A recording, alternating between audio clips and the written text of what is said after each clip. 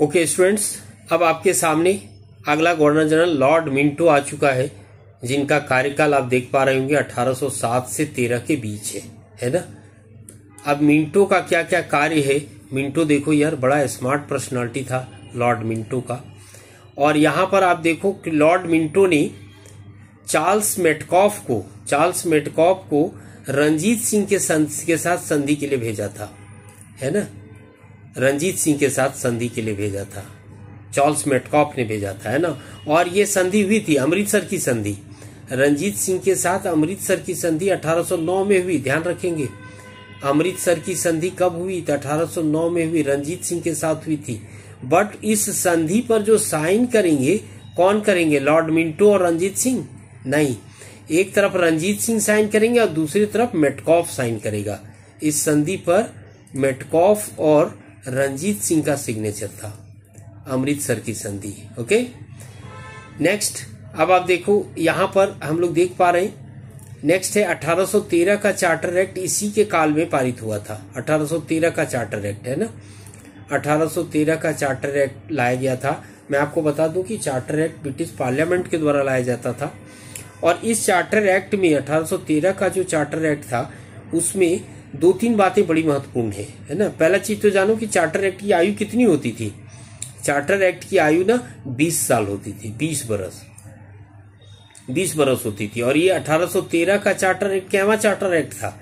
1813 का charter act जो था, ये दूसरा था, सेकंड।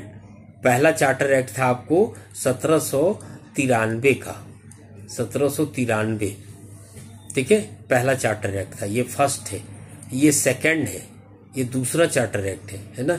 तो दूसरे चार्टर एक्ट में ये इसकी 20 साल बाद आया ना, ये इसके बाद फिर 20 साल बाद आएगा, 1833 में आएगा। तो 1813 के चार्टर एक्ट में जो मुख्य बात ये था कि इसमें फ्री ट्रेड पॉलिसी अपनाई गई थी, मुक्त व्यापार की नीति अपनाई गई थी।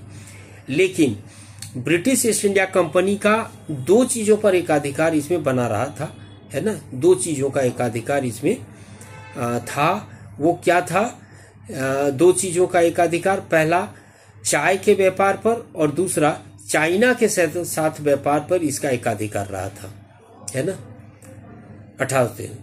दूसरी बात यहां पर कहा, 1813 के चार्टर एक्ट में कह दिया गया था, दूसरी बात कहा गया था कि ईसाई मिशनरीज को भारत में धर्म प्रचार की आज्ञा दे दी गई, है ना। तीसरी बात थी कि भारतीय शिक्षा के विकास के लिए 1 लाख रुपया वार्षिक खर्च करने का प्रावधान भी किया गया था 1813 के चार्टर एक्ट में, है ना। तो 1813 का चार्टर एक्ट आपको ध्यान रखना है, किसके काल में आया था? तो लॉर्ड मिंटो के काल में ये आया था। ये 1813 के चार्टर एक्ट है ना। और ऊपर वाला तो आपको मैंने बताया कि भाई अमृतसर की संधि हुई थी, किसके बीच हुई थी? तो रंजीत सिंह और मेटकॉफ के बीच हुई थी, 1809 में हुई थी, है ना।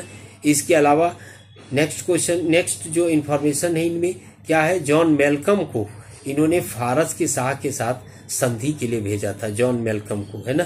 पीछे भी हम लोग पढ़े थे, फिर से जॉन मेलकम का नाम आ रहा है।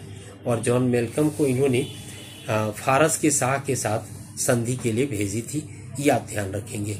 ओके स्टूडेंट्स, नेक्स्ट हम लोग बात करते हैं अगले गवर्नर जनरल पर, और अगले गवर्नर जनरल से संबंधित आने वाले प्रश्नों पर विचार करते हैं कि कैसे प्रश्न आ सकते हैं।